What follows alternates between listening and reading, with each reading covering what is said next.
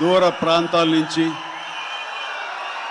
ఇక్కడ ఈ సిటీ నుంచి, చుట్టుపక్కల నుంచి, 2 రాష్ట్రాల్లోనే కాకుండా ఇతర రాష్ట్రాల నుంచి కూడా వచ్చేటువంటి ప్రతి ఒక్కరికి మా మెగా ఫ్యాన్స్ అందరికీ హృదయపూర్వక నమస్కారం. అలాగే మీకు నూతన సంవత్సర శుభాకాంక్షలు, అలాగే ముందస్తుగా సంక్రాంతి శుభాకాంక్షలు.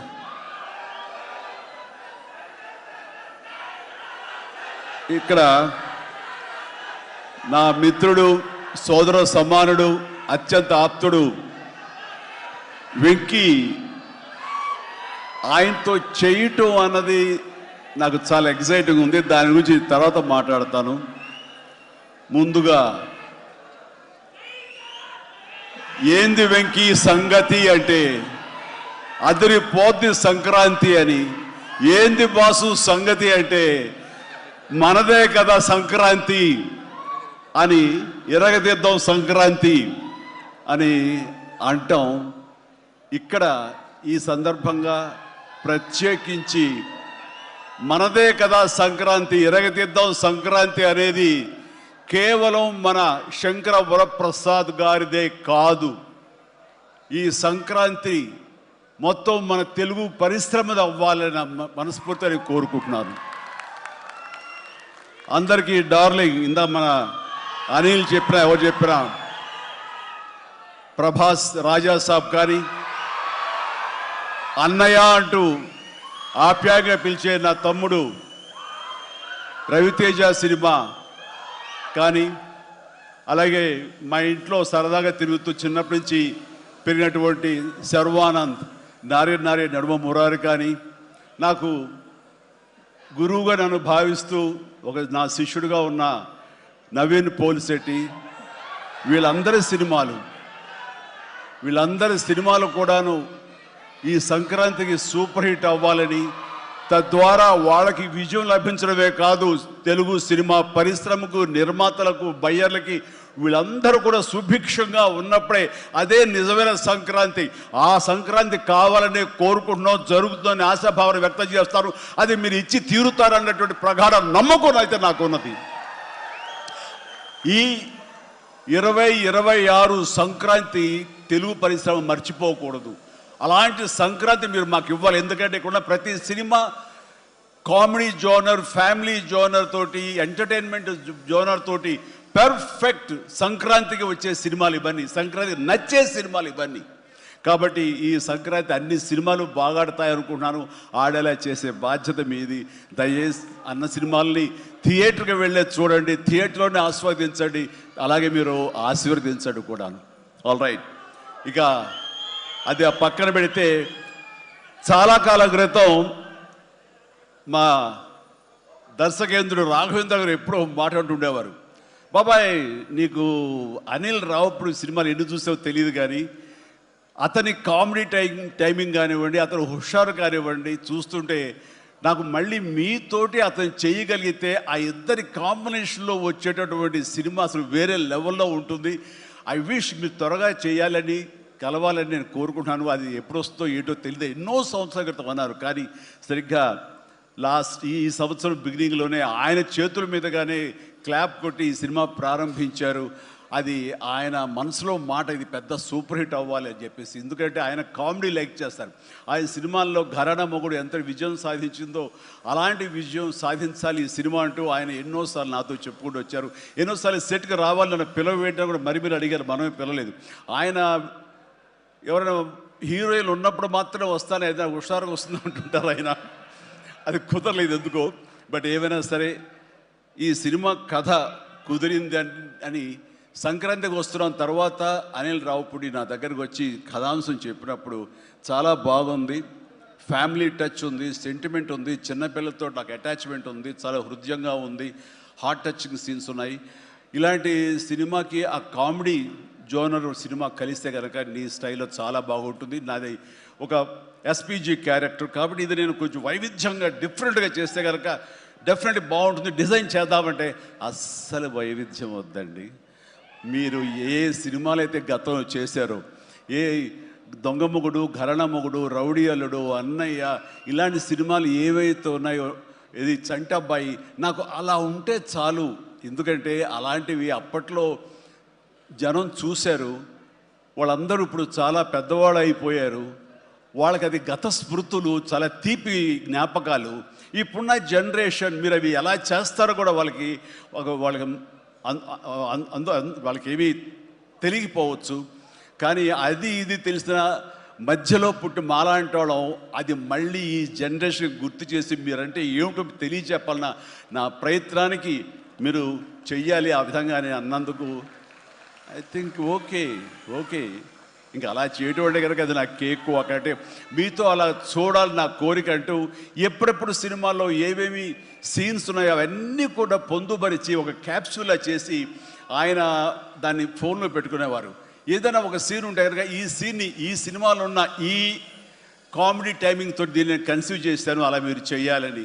అండ్ ఈ సీను ఈ సినిమాలో ఫలానా సినిమాలో ఘరణ మొగుడులాగా ఇలాగా వైఫ్ తోటి మీరు కన్సీవ్ చేసి అలా చేయాలంటూ చాలా చక్కటి హోంవర్క్ చేసుకుని నా బాడీకి నాకు ఏది కంఫర్టబుల్లో ఆ విధంగా తను ఆ సీన్స్ని కన్సీవ్ చేసుకుంటూ చాలా చాలా సరదాగా చేసుకుంటూ వచ్చాం. ఈ సినిమాలో నవీన్ మన అనిల్తో చేయటం అనేది నాకు ఒక చక్కటి ఎక్స్పీరియన్స్. అంటే ఈ ఎక్స్పీరియన్స్ ఎలాంటిది అంటే సినిమా షూటింగ్ అయిపోయిన ఆఖరి రోజున చాలా ఎమోషనల్గా ఫీల్ అయ్యాను నేను. ఎందుకంటే ఏదైనా ఒక సినిమా అయ్యిందంటే అబ్బా చాలరా అయిపోయింది, ఇంక చాలు గుమ్మడిగా కొట్టేస్తారు, ఇంక మనం వేరే సినిమా షిఫ్ట్ అయిపోవచ్చు అన్న ఆ మూడ్లో ఉంటాం. కానీ సినిమా అయ్యే రోజున ఆఖరి రోజు అయితే కనుక నేను ఈ కాలేజీ వదిలేసి వెళ్ళిపోయి ఆఖరికి చూడండి ఫేర్వెల్ పార్టీ అప్పుడు అందరూ ఒకళ్ళొకళ్ళు ఎమోషనల్గా ఉంటారు.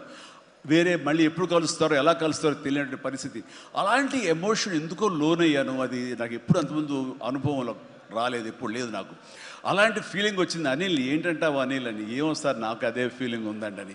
ప్రతిరోజు ఒక ఎక్స్కర్షన్కి వెళ్ళినట్టు, ప్రతిరోజు ఒక పిక్నిక్ వెళ్ళినట్లుగా సరదాగా జరుగుతూ మార్నింగ్ 9 నుంచి 8 నుంచి ఈవినింగ్ 7:30, 8 వరకు కూడా ఎంత చక్కగా సరదాగా జరిగిందంటే నాకు ఎప్పుడు ఇంత బాగా జరిగిందంటే మరీ పూర్వం ఆ రోజుల్లో అది గుర్తుకొచ్చింది. కానీ ఈ మధ్యకాలంలో ఇంత సరదాగా ఎంత హుషారుగా జరిగిన సినిమాలు అయితే నాకు ఇది చేయలేదు. దానికి ప్రధానమైన కారణం సీన్ కానివ్వండి, అది మేము చేసే విధానం అయితే ఉండొచ్చు, కానీ మా చేత నడిపించిన విధానం, అందరిని అంత సరదాగా పెట్టినటువంటి అట్మాస్ఫియర్ క్రియేట్ చేసినట్టు ఇది కేవలం అనిల్ రావిపూడికి మాత్రమే చెందుతుంది. అండ్ ఎక్కడ ఏది టైం తెలియనివాడు, ప్రతి ఒక్కరిని on the screen off the screen హుషారుగా ఉంచుతాడు. ఇలాంటి డైరెక్టర్లు దొరికితే కనుక ఎవరైనా సరే ఇలాంటి క్యారెక్టర్స్ చాలా ఈజీగా చేసేయగలరు. అండ్ మరీ ముఖ్యంగా అనిల్ రావిపూడి గురించి నేను చెప్పాలనుకున్నది, ప్రతి ఒక్కరు కూడా తెలుసుకోవాల్సింది ఏంటంటే ఈ సినిమా ఆల్రెడీ సూపర్ హిట్ అయిపోయింది. ఏ రకంగానంటే బడ్జెట్ పరంగా విత్ ఇన్ ది లిమిట్, అలాగే డేస్ పరంగా అనుకున్న దానికంటే తక్కువ రోజుల్లో ఇది అత్యద్భుతంగా తీయగలిగాడు. ఒక సినిమా సూపర్ హిట్ అయిందని ఎలా చెప్పగలవంటే డైరెక్టర్ మొత్తం తన గ్రిప్లో ఉంచుకుని అది బడ్జెట్ దాటనివ్వకుండా విత్ ఇన్ ది టైం చేయగలటం అనేది ఆ సినిమాకి అది మొదటి సక్సెస్. ఎన్ని సినిమాలు ఈ రకంగా ఉన్నాయో చెప్పండి అంటే చాలా తక్కువగా మనం లెక్క పెట్టుకోవాలి. ఆ రకంగా ఇది మొదటి విజయం సాధించింది. రెండో విజయం రేపు 12వ తారీఖున ప్రజల ముందు మీరు నిర్ణయిస్తారు ఎంత ఘన విజయం మీరు మాకు ఇస్తారు అన్నది. ఇక ఈ సినిమా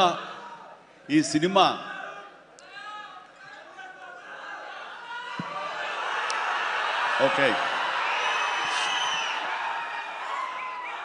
ఇక ఈ సినిమాలో నేను నెక్స్ట్ చెప్పుకోదగిన వ్యక్తి వెంకటేష్, నా బ్రదర్. ఎప్పుడు కలుసుకున్నా సరే చాలా సరదాగా మాట్లాడుకుంటాం. ముఖ్యంగా ఇప్పుడు మీ ముందు తమాషాగా కామెడీగా హుషారుగా మాట్లాడినా సరే అతనితో 1-to-1 కూర్చుంటే చాలా ఫిలసాఫికల్గా ఇన్ డెప్త్, ఇంతటి డెప్త్ వ్యక్తి వెంకటేష్. అందుకైనా ప్రతి ఒక్కరు ఇంత పాజిటివ్ మనిషి, పాజిటివ్ వైబ్స్ ఉంటాయి ఆ మనిషి చుట్టూరు అంటుంటారు. నిజంగా అతనితో టైం తెలియదు మనకి. ఎంతో తన ఏజ్కి మించినటువంటి విషయాలు తెలియజేస్తూ జీవితం యొక్క పరమావధి ఏంటి, జీవితం ఎలా ఉండాలి, ఎంత పీస్ఫుల్గా ఉండాలని చెబుతుంటే కనుక నాకు మోడర్న్ డ్రెస్ వేసుకున్న చిన్న సైజు గురువులాగా అనిపిస్తుంటాడు వెంకటేష్. నిజం. సో అలాగా సినిమా జీవితాన్ని తన వ్యక్తిగత జీవితాన్ని రెండు బ్యాలెన్స్ చేసుకుంటూ చాలా చక్కగా ముందుకు సాగుతూ ఎంతో ఇన్స్పైర్గా ఉంటుంది వెంకటేష్.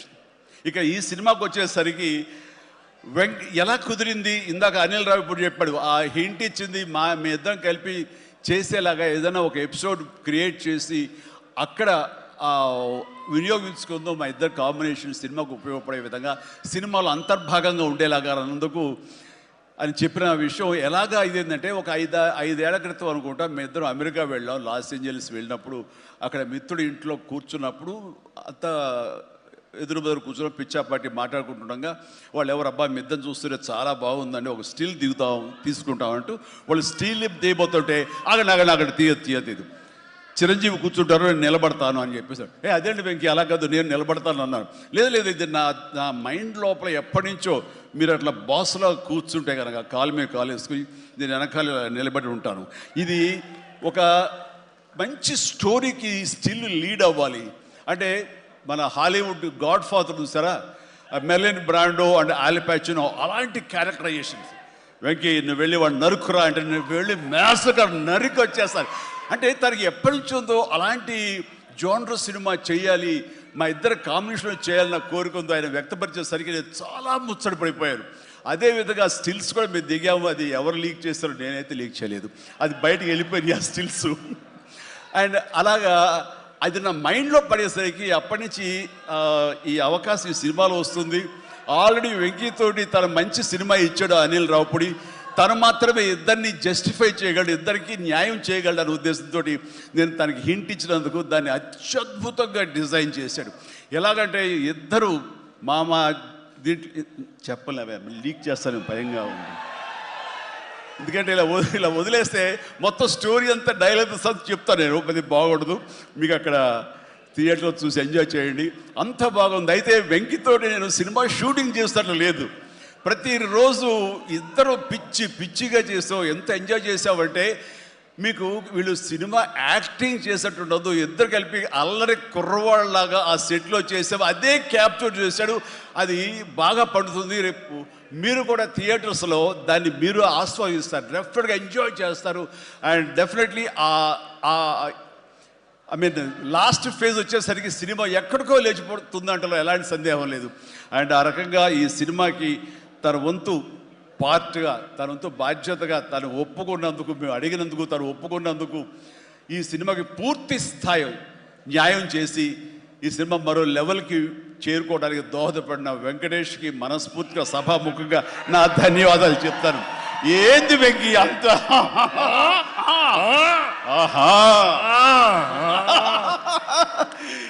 ఇదే సరదా. అండ్ నేను చాలా చెప్పను కానీ సినిమా చూస్తే కనుక నేను ఎంత చెప్పినా సరే తక్కువే అవుతుంది, మీరు ఎంత ఊహించుకున్నా సరే అది తక్కువే అవుతుంది. సినిమా చూడండి, మేము చేసినటువంటి 18 రోజులు అనుకుంటా చేశారు వెంకీ. ఈ 18 రోజుల్లో ఒక 7-8 రోజులు సీన్స్, ఒక 5 రోజులు 6 రోజులు సాంగ్, ఇంకా 2 days చిన్న ప్యాచ్ వర్క్. ఈ రోజుల్లో ప్రతిదీ ఎంత అంటే ఇంకా ఎంజాయ్ చేశాను, ఇది షూటింగ్ చేసినట్టు అనిపించట్లేదు. ప్రతి సినిమా ఇలాగే ఉంటే ఎంత బాగుంటుందా అని అనిపిస్తుంది నాకు. అందుకని మనస్ఫూర్తిగా సభాముఖంగా అందరి సమక్షంలో వెంకటేష్కి ఇది మన ఇద్దరి మధ్య ధన్యవాదాలు తెలియజేస్తూ, ఇది మచ్చు తురక. ఇందాక అనిల్ రావిపూడి అడిగినట్లుగా ఈ కాంబినేషన్ ఫుల్ ఫ్లెడ్జ్డ్గా ఎప్పుడు దొరుకుతుందంటే వెంకీ నేను రెడీ. అండ్ అనిల్ రావిపూడి ఎవరో ఎందుకు, ఈ అవకాశం నువ్వే తీసుకుని ఖచ్చితంగా నువ్వు స్టోరీ రాసుకో, మీ ఇద్దరం ఇదే ప్రాణం పెట్టి, ఇదే హుషారు పెట్టి, ఇదే గిలిగింతలతో మీకు సినిమా చేసి పెడతాం. కానివ్వండి, ఎప్పుడు వస్తుందో తెలియదు. తర్వాత అలాగే నయనతార ఈ సినిమాలో ఏం చేశాడో, ఎలా ఒప్పించాడో కానీ మన అనిల్ రావిపూడి. అంతకుముందు 2 సినిమాలు చేశాను, తెలుగు గాడ్ ఫాదర్ కానివ్వండి, లేకపోతే సైరా కానివ్వండి. ఆ సినిమాలో తను చాలా గుమ్మరంగా ఉంటుంది, తన పని చేసుకుంటుంది, డిగ్నిఫైడ్గా ఉంటుంది, వెళుతుంది. కానీ మళ్ళీ అసలు ఈ సినిమాలో అయితే ఎంత సరదాగా కలిసిపోయిందో, ఓ ఫ్యామిలీ గర్ల్ లాగా మాతో కలిసిపోయి మా కుటుంబ సభ్యురాల్లాగా తను ఉండి ఎంత సరదాగా చేసిందో. నేను అన్నారు ఏంటి అనిల్ ఏం చేసిందో, ఏం మాట్లాడావు, ఏం కన్విన్స్ చేసావు, తను ఇవన్నీ ఒప్పుకోవడం ఏంటి, ప్రమోస్కు రావడం ఏంటి, అడగగానే తను చాలా రెచ్చిపోయి అసలు నయనతార నుంచి కొత్త నయనతారలా కనబడి చేసావు, ఏం చేసావంటే అడగండి సార్ కొనుక్కొని అంతే. అంటే నా ఉద్దేశం అటు ఇటు తిరిగేదిలా. ఏం చేశాడో తెలియదు కానీ డెఫినెట్లీ ఆ అమ్మాయి అంత ఇష్టపడుతుంది. అండ్ నయనతారని అంత ఇదిగా గుడ్ హ్యూమర్లో పెడతాడు, సరదా కబుర్లు చెప్తాడు. అండ్ తను పని చేసుకుని సీరియస్గా ఉండే మనిషి కాదు కాబట్టి వాళ్ళు కూడా అంత ఇదిగా లైక్ చేస్తారు. కాబట్టి తను ఏది అడిగినా వెంటనే ఎలాంటి ఇన్హిబిషన్ లేకుండా వాళ్ళు ఒప్పుకుంటారు. అదే జరిగింది, అంత గుడ్ హ్యూమర్లో పెట్టాడు కాబట్టి ఈ సినిమాకి అమ్మాయి యాడెడ్ అట్రాక్షన్ అయ్యింది. నయనతార ఇందులో కనిపించిన తీరు కానీ, తను చేసిన విధానం కానీ, ఆ సోఫిస్టికేషన్ యాక్టింగ్ కానీ, భారీగా తను నటించి మెప్పించింది కానీ వావ్ బాగుంది. అంటే ఆ అమ్మాయే లేకపోయి ఉంటే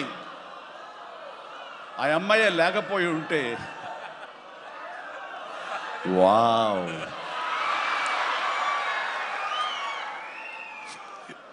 ఇది కూడా క్యాప్చర్ చేస్తాడు. ఈ వావ్ ఎక్కడొస్తో మీ సినిమా చూస్తే తెలుస్తుంది. లీక్ చేసేసాను. All right. సో ఆ అమ్మాయి నయనతార తోటి అంత బాగా చేయించాడు. మీ పక్కన మీకు ఎదురు నిలబడి మిమ్మల్ని ఎదుర్కొని ఎవరైనా ఒకళ్ళు నిలబడాలంటే ఎంత అనుకుంటున్నా, ఎంత ఫ్రెష్గా ఉండాలనుకుంటున్నా, వేరే వాళ్ళు ఉండాలనుకుంటున్నా అసలు నాకు తొయ్యట్లేదు, నాకు తట్టట్లేదు, కన్విన్స్ కాలేకపోతాను. ఖచ్చితంగా నయనతార ఉండి తీరాల్సిందేనండి, ఎంతైనా సరే ఎలాగైనా సరే అన్నాడు. ఆ అమ్మాయిని తీసుకొచ్చారు, ఒప్పించారు. ఆ అమ్మాయి కూడా అంతా కోఆపరేట్ చేసింది.